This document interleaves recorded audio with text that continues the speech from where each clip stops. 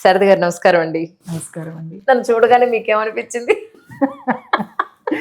అంటే కాస్త జంక్ కూడా అనిపించింది. అయ్యో! Every time you're messaging me, calling me, నేను ఏదో ఒక రీజన్ చెప్తూ వెళ్తున్నాను. But it was not a reason. I know. Like it's a genuine cause. అవును. అందుకని చెప్పి 1 year 4 months పట్టింది మనకు.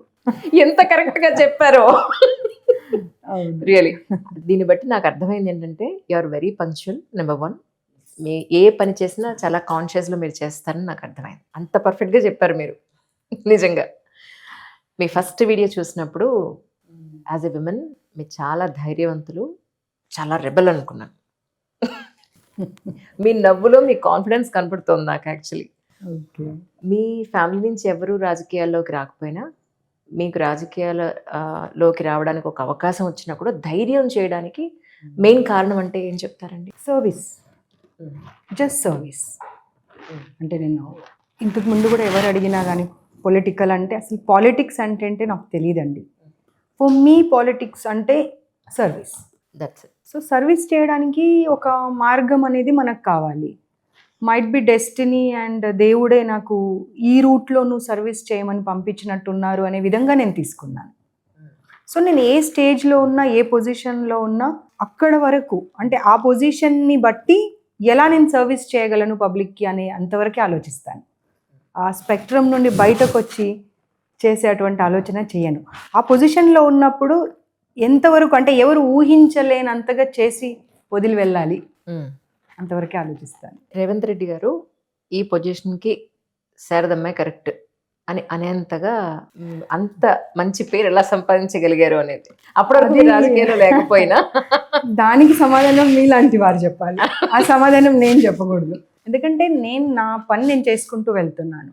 అది బయట నిజంగా ఎంతవరకు నేను సర్వీస్ ఇవ్వగలిగాను, పబ్లిక్ ఒపీనియన్ ఏంటి అనేది మీలాంటి వాళ్ళు చెప్తే నాకు ఇంకా మోటివేషన్ వస్తుంది. ఇంకా చేయాలి, ఇంకా కొత్త కొత్త విధానాలు ఏ రకంగా వెతకాలి, ఇంకా బాగా ఎలా చేయగలగాలి అనేటువంటి ఆలోచన మాత్రం డెఫినెట్గా ఎవ్రీడే పడుకునే ముందు ఒక ఆలోచన చేస్తూ ఉంటాను. ఇంకా నా నుండి కమిషన్కి ఏం చేయగలను, ఎలా చేయగలను, అది మాత్రం ఒక ఏమంటారు దాన్ని ఏమనాలి, సర్చ్ అనేది మిమ్మల్ని మీరు చెక్ చేసుకోవడం. Definitely end of the day ఇంతకన్నా బెటర్మెంట్ ఏం చేయగలరు, అవును. న్యూ రిఫార్మ్స్ ఎలా తీసుకురావాలి, రైట్. అన్నింటికన్నా మించి మిమ్మల్ని మీరు ఇంకా బెటర్గా ఎలా చేసుకోవాలనే ప్రయత్నమే నాకు ఎక్కువ కనపడుతుంది. ఈరోజు ఇంతే చేశాను, నన్ను రేపు ఇంతకన్నా మేము చేయాలని మిమ్మల్ని మీరే పరుగు పెట్టించుకునే తత్వం. అబ్సల్యూట్లీ. మీరు కమిషన్ పెట్టినప్పటి నుంచి యాజ్ ఆన్ టుడే వరకు విమెన్ ఇష్యూస్ చూసినప్పుడు మీరు ఫీల్ అయింది ఏంటండి యాక్చువల్లీ? అంటే మహిళ అనగానే ఇదివరకు ఎలా ఉండేది అంటే చదువు లేదు కాబట్టి ప్రాబ్లమ్స్ ఎదుర్కొంటున్నారు వాళ్ళు.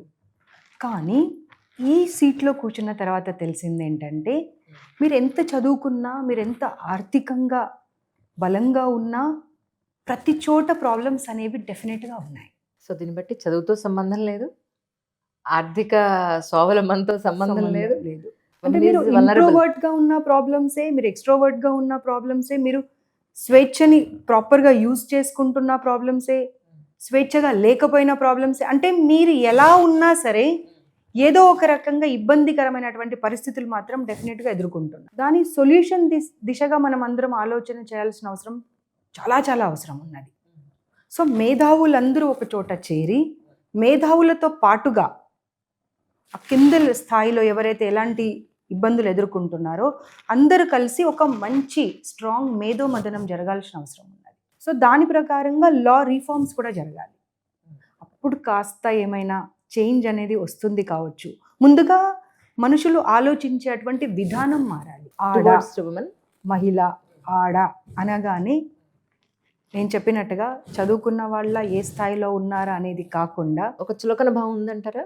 చులకన కన్నా ఎక్కువ మా కోసమే పుట్టారు, మా కోసమే బ్రతకాలి, అంటే మా కోసమే అనే దృక్పథం మారి ఇద్దరు రెండు సోల్స్కి దేవుడు ఈ ప్రపంచంలో ఈక్వల్ రైట్స్ ఇచ్చాడు.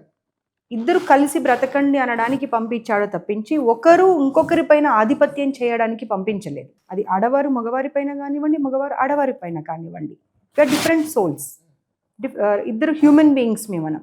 హ్యూమన్ బీయింగ్స్గా చూడాలి తప్పించి నువ్వు ఆడ నేను మగ అనే రకంగా కనుక చూస్తే ఈ తారతమ్యం అనేది మార్చడం అనేది చాలా కష్టమైనటువంటి. కుటుంబానికైనా, సమాజానికైనా, దేశానికైనా వీళ్ళు 2 కళ్ళ లాంటి వాళ్ళు. ఒక వైపు నుంచి వీళ్ళ సపోర్టు, ఇంకో వైపు నుంచి వీళ్ళ సపోర్టు 2 బ్యాలెన్స్ అవ్వకపోతే జరిగే అనర్థాలే ఇవి. ఎస్. కానీ అంటే ఒక రోజులో ఎన్ని కేసెస్ చూస్తున్నారండి యాక్చువల్‌గా? అంటే వేరియేషన్ ఉంటుంది. ఒక్కొక్క రోజు 25 కేసెస్ వస్తాయి, ఒక్కొక్క రోజు 50 కేసెస్ వస్తాయి, ఒక్కొక్క రోజు 10 కేసెసే వస్తాయి. మీరు చెప్పినట్టు వెల్ ఎడ్యుకేటెడ్ ఉన్నారు అక్కడ. ఇప్పుడు నేను లోపలికి వచ్చేటప్పుడు and they don't want to show their faces also. Right. అంటే వచ్చి బతిమలాడతారు, మ్యామ్ ప్లీజ్ మా ఐడెంటిటీ బయట పెట్టకండి అంటే నేను అంటాను మీరు అసలు నన్ను బతిమలాడే అవసరం లేదు. డే 1 నేనే డిసైడ్ చేసుకున్నాను ప్రాబ్లమ్ని సాల్వ్ చేయాలి తప్పించి ఆ ప్రాబ్లం ఎవరికి ఉంది అని బయట చెప్పాల్సిన అవసరం నాకు లేదు. ఐఏఎస్ ఆఫీసర్స్ ఫ్యామిలీస్ నుండి వస్తున్నారు, ఐపీఎస్ ఆఫీసర్స్ నుండి ఫ్యామిలీ నుండి వస్తున్నారు, జడ్జెస్గా చేసిన వాళ్ళ పిల్లల కేసెస్ కూడా పంపిస్తున్నారు.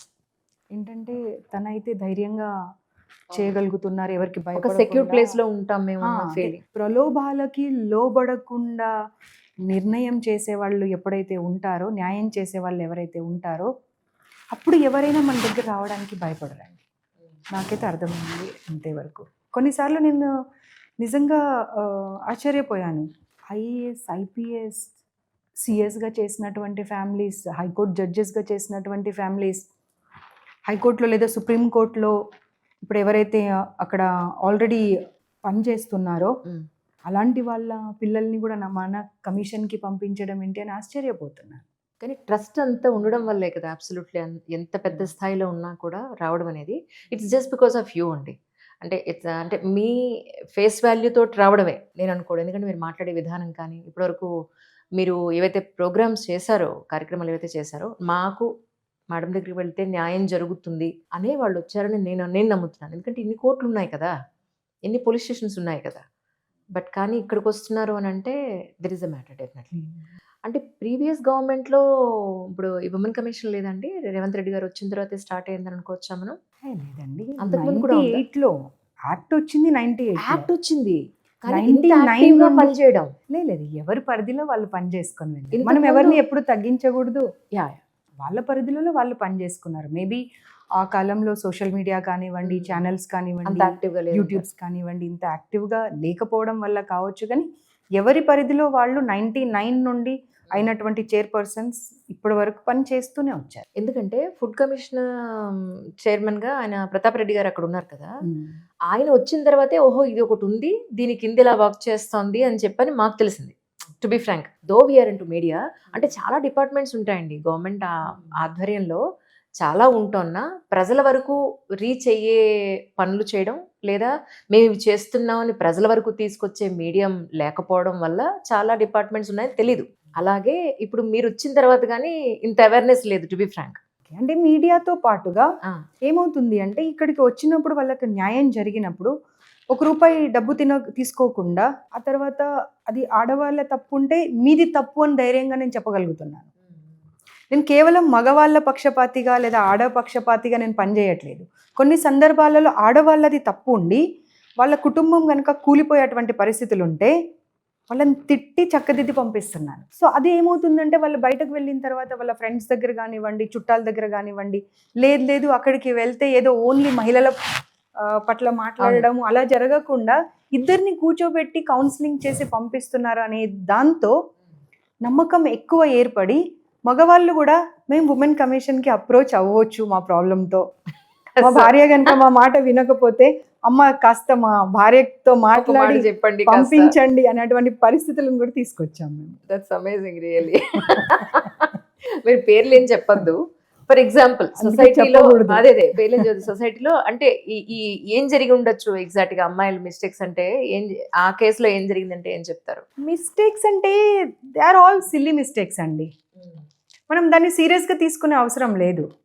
అదే నువ్వు చెప్పినట్టు నేను ఎందుకు వినాలి, నా స్వేచ్ఛ నాకుంది కదా, నేను ఈక్వల్ అయినప్పుడు ఆ పని నువ్వు కూడా చేయొచ్చు కదా, ఇలా చిన్న మిస్టేక్స్. లేదంటే అత్తమామల ప్రమేయం ఉండడము, ఇరువైపులా అత్తమామలు అంటే మళ్ళీ ఒక వైపున చెప్పట్లేదు, లేదా ఆడపడుచు సిస్టర్స్ది ప్రమేయం ఉండడం, అలా చిన్న రీజన్స్ ఉన్నాయి. ఆ చిన్న చిన్న రీజన్స్ కూడా చాలా పెద్ద రీజన్స్గా వాళ్ళు చూస్తున్నారు. దాంతోని ఆ కుటుంబము అంటే ఇద్దరు విడిపోయేటువంటి పరిస్థితులు వస్తున్నాయి. ఆ టైంలో బంధువులు చెప్తే వేరుగా ఉంటుంది, తల్లిదండ్రులు చెప్తే వేరుగా ఉంటుంది. అదే మాకు సంబంధం లేని ఒక కమిషన్ దగ్గరకు వచ్చినప్పుడు కూర్చోబెట్టి ఇద్దరికి కనువిప్పు చేసి ఇది మీ పొరపాటు, మీరు ఇది చేయడం వల్ల మీ భర్త మీ నుండి విడిపోయాడు అనుకోండి, సరే మీరు రెండో పెళ్లి చేసుకుంటారు కావచ్చు, లేదా మగవాళ్ళు రెండో పెళ్లి చేసుకుంటారు కావచ్చు, ఇంతకన్నా బెటర్గానే అయితే ఉండలేరు కదా. అదే కదా 100% ఎవరు కరెక్ట్గా ఉంటారు చెప్పండి మనుషుల్లో. ఎక్కడొక్కడ ఏదో ఒక లోపం ఉంటుంది.